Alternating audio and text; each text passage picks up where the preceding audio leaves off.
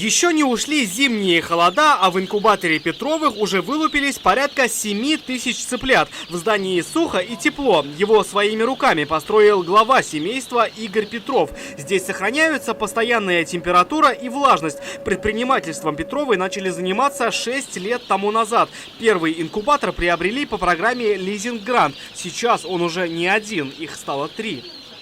Первый инкубатор, они были на 4000 яйца. Но я их сам увеличил до 16, он сейчас получается один шкаф на 16 000 яиц.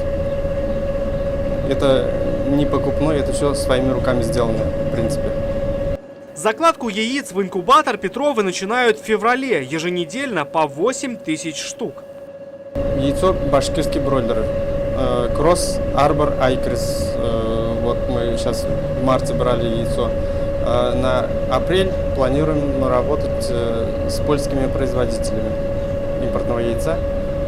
Вышли на поставщиков на импортное яйцо. Башкирский бройлер тоже очень хороший. Вот Арбор Айкрис, он в России, в принципе, не очень распространен. Он такая редкая порода, но она очень хорошая. Наравне с Кубом 500 идет. Когда ведешь свое дело, получается много расходов, но есть и прибыль. В 3 инкубаторах за сезон Петровы выводят более 100 000 бройлеров и 15 000 гусей и уток. Самая большая трудность – это большое вложение денег, потому что сами инкубаторы тоже не дешевое удовольствие. И единовременные затраты на яйцо требуют больших денежных средств. Потому что одна закладка яиц только порядка 180 000 обходится. Без кредитов банков и за счет частных инвестиций в основном работаем.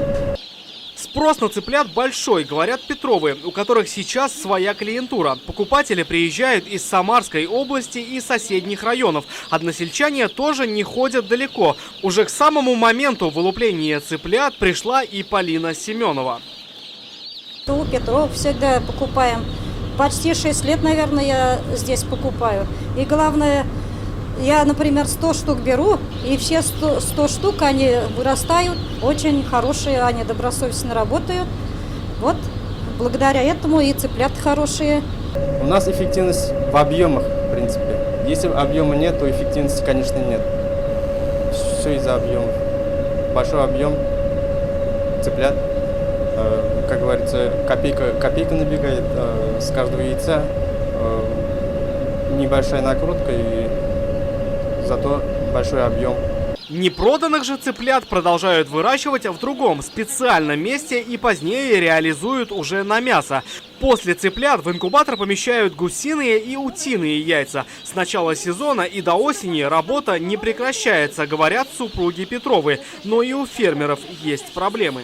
Насчет дорог к нам заехать очень тяжело. Может, мы в другом месте инкубаторий, построили бы, если бы так планировали бы. Мы же когда дом начали здесь строить, мы же не думали, что здесь у нас свое производство какое-то будет. Когда есть свое дело, на селе можно жить очень хорошо, что на своем примере подтверждают Игорь и Румия Петровы.